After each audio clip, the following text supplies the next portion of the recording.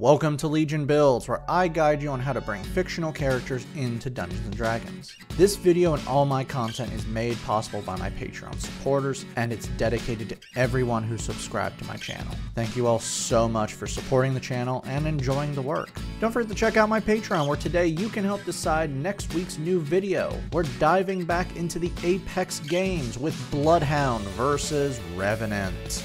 Today we're returning to the dark world of Makai in the video game Darkstalkers, and bringing in Morrigan Aslan. Morrigan is a succubus and the adopted daughter of Belial, one of the most powerful Darkstalkers ever born, and as such, Morrigan is the heir to the throne of Makai. Though she is a demon of Makai, Morrigan is not an evil person, but is actually someone who fights for what she believes in, which means sometimes she's a force for good, while other times she's a force of, I just felt like it. Morrigan is an S-class demon, one of the highest ranks of power. Like all succubuses, she has the ability to feed on life force and will do so to save herself. Though, like all other succubuses, she has found a better way to live by just simply indulging herself. Seriously, succubuses can feed off their own indulgence. It's pretty weird. With this life force energy absorption, she also has a host of other powers that include teleportation, weapon creation, flight, duplication, magical senses, regeneration, and powerful attacks like the Shadow Blade and Soul Fist. For today's build, we'll be using the Player's Handbook, Monsters of the Multiverse, Xanathar's Guide to Everything, and Tasha's Cauldron of Everything. We're going to be using standard point array to make things simple for you, and we are multi-classing, so keep an eye on minimums if you plan to use another means for stats. Let's start things off with Charisma at 15. You are the very face of the franchise and well loved by the fans and characters in the series. Dex flies in with 14. You don't have Felicia's level of speed, but Hello Kitty there can't fly now, can she? Con comes in at 13. Your demon heritage does have advantages. Wisdom will be a 12. You are a demon, but you know what is right and wrong. Intelligence is going to be low with a 10, and we're dumping strength, but we will not be needing any of this for the build, so who cares? Morrigan is a succubus, and that's not a lineage in D&D. I could go with tiefling or custom, but how about we have a little fun with this since you're born from a very dark world and you feed on emotions. Shatterkai, found in Monsters of the Multiverse, pairs rather nicely with Morrigan. Place +2 in the dex and +1 into charisma. Dark vision lets you see in darkness up to 60 feet as if it's normal, though both Morrigan and Shatterkai live in a world of utter darkness, so that should be higher. But what do I know? Fey Ancestry gives you advantage on saves to avoid or end being charmed. Keen Senses gives you the skill Perception. Necrotic Resistance grants you resistance to necrotic damage. Trance makes your long rest 4 hours long, and when you finish these trances, you gain a weapon proficiency and a tool proficiency you didn't have before. Blessing of the Raven Queen lets you teleport 30 feet with a bonus action a number of times equal to your proficiency bonus between long rests. For background, go ahead and take Noble with the skills Investigation and Intimidation. Since Morrigan likes to sneak off and enjoy herself, though who's actually going to stop her? She's basically a god's daughter. I know just where to begin. Level 1 rogues begin with 4 skills. Take Deception, Persuasion, Insight, and Acrobatics. Expertise doubles your proficiency bonus with 2 skills you have. Place this into Perception and Acrobatics. Sneak Attack is a special bonus damage you deal with ranged or finesse weapons while you have advantage or are within 5 feet of an enemy of your target. This damage starts off at 1d6 but will grow over time. Finally, you get Thieves' Cant, which is a secret coded language of phrases, gestures, and symbols. Okay, now we need to make you a real X-class. If you're multi-classing with Rogue, always take Rogue first for all the skills. Level 1 Sorcerers start off with a Sorceress origin. You come from a world of darkness, so shadow magic found in Xanathar's Guide is perfect. Eyes of Darkness grants you dark vision of 120 feet, which suits you much better. Strength of the Grave makes you harder to kill. When you are taken down to 0 HP, you can make a charisma check with a DC of 5 plus the damage taken. If you pass this save, you drop to 1 instead. You cannot use this feature when you have been dropped by radiant damage or a critical hit, and can use this once per long rest. Spellcasting grants you spells. You start off with 4 cantrips and 2 first level spells. For your spells, Chill Touch fires your Soul Fist at a creature within 120 feet and dealing 1d8 necrotic damage on a hit, and will stop the creature from regaining HP until the start of your next turn. Chill Touch is a weird one. It doesn't cause cold damage and it's not a range of touch. And guess what? Neither is Soul Fist, so it fits perfectly.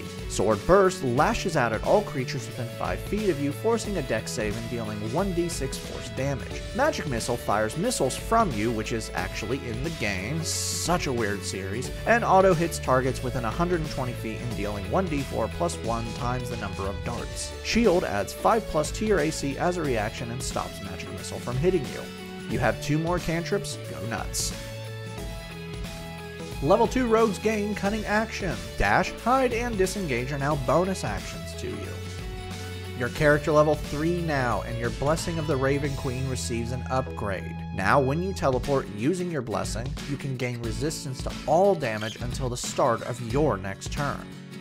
Level 3 rogues receive their subclass, and it's time for your Shadow Blade, not the spell, your power. Soul Knife, found in Tasha's, allows you to cover your hands in energy to form blades. Psionic Power grants you psionic energy dice. These are d6 equal to twice your proficiency bonus between short or long rests. With these psionic dice, you can do several things. Psi Bolstered Knack allows you to add 1 psionic dice to any skill check you take that you are proficient with. You only burn the psionic dice if you succeed. Psychic Whisper allows you as an action to choose any number of creatures equal to your proficiency bonus and then roll 1 psionic dice. For a number of hours equal to the number rolled, the chosen creatures can speak telepathically together as long as all of you are within 1 mile of each other. Psychic Blades manifest your Shadow Blade around your hands when you take the attack action as long as you're not holding anything. The Shadow Blade is a simple melee weapon with finesse and thrown properties with a range of 60 feet. The blade deals 1d6 plus your attack modifier in psychic damage and vanishes after the attack finishes, hit or miss. After you attack with your blade, you can make another melee or ranged attack with another Shadow Blade as a bonus action,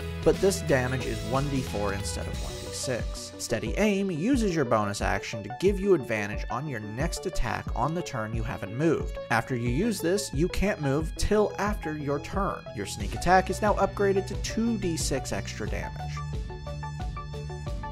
Level 4 rogues earn our first ability score improvement, Let's Grab a Feat. Eldritch Depth grants you 1 Eldritch Invocation. Armor of Shadows gives you Mage Armor and allows you to cast this without a component or spell slot. This gives you an AC of 13 plus Dex for 8 hours while you aren't wearing armor.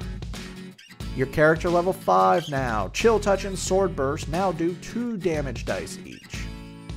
Level 5 rogues now have Uncanny Dodge. Now when you receive damage from an attack that you can see, you can have the damage. Your Sneak Attack is now upgraded to 3d6 extra damage. Finally, your Psionic dice are now d8s. Level 6 rogues receive more Expertise. Place this into Deception and Persuasion. Level 7 rogues gain Evasion. Your dex saves are now improved so you don't take any damage when you succeed and half damage on a failed save. Your Sneak Attack is now 4d6 extra damage.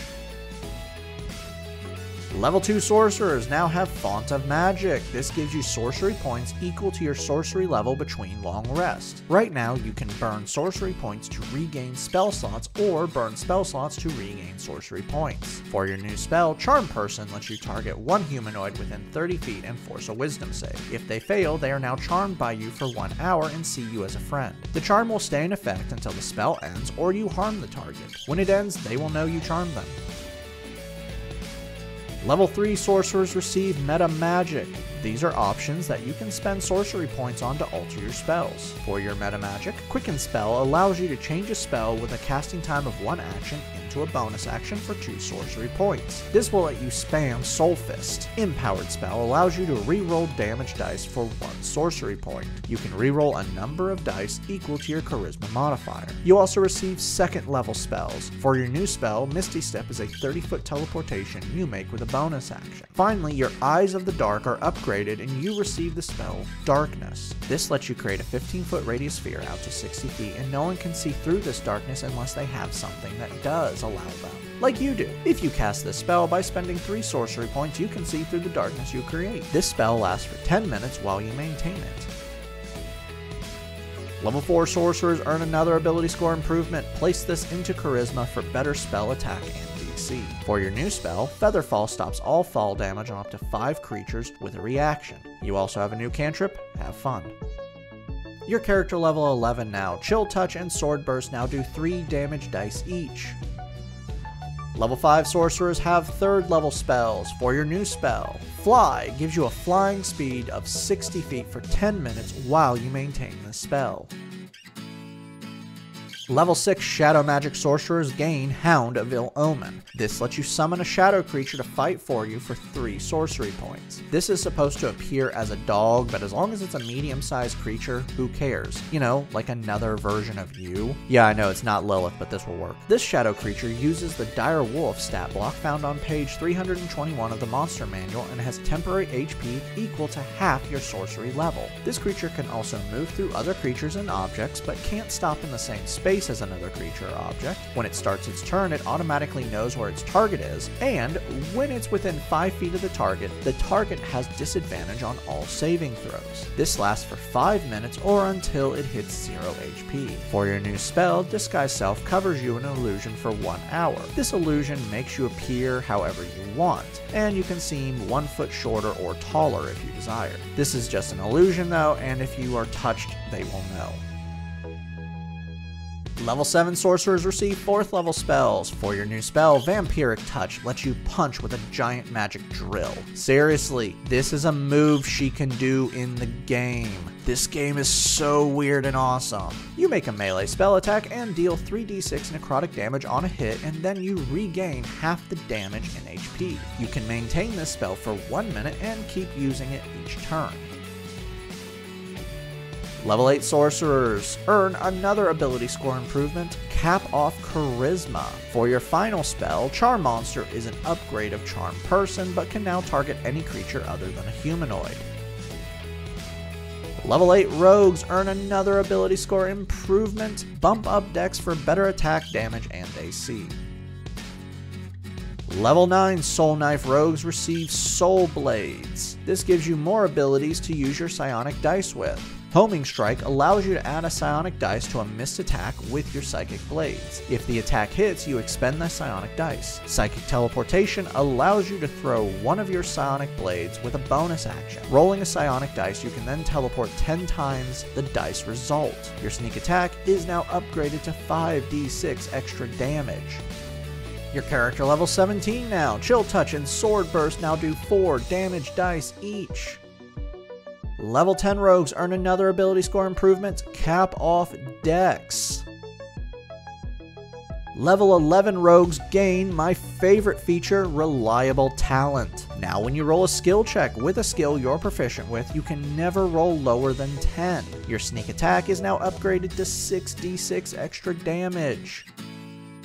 Our final level is level 12 rogue, and you earn your final ability score improvement. Drop this into con for more health. Now that we've hit level 20, let's recap. Your stats are Strength 8, Dex 20, Con 15, Intelligence 10, Wisdom 12, Charisma 20. Your total levels are Rogue 12, Sorcerer 8. Let's dive in. Your combat abilities are very diverse. Your Soul Fist can reach 120 feet and deal 4d8 necrotic damage, and your Shadow Blade is dealing 1d6 plus 8 psychic damage, and then you can add 6d6 extra damage on top of that with a sneak attack. You can then attack again and deal 1d4 plus 5 psychic damage.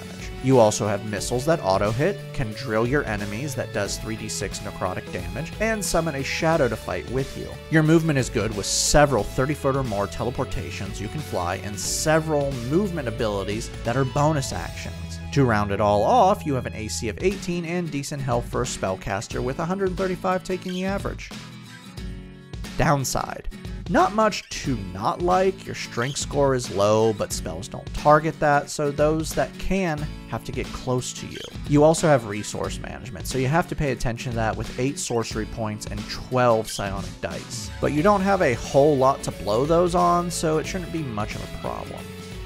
So go explore the material plane, have fun, but remember, Makai's counting on you, and so are the humans. Thank you for joining me today. Make sure to like and subscribe to not miss a single new build each week on YouTube and Spotify, and make sure to click the bell to alert you when a new video goes up.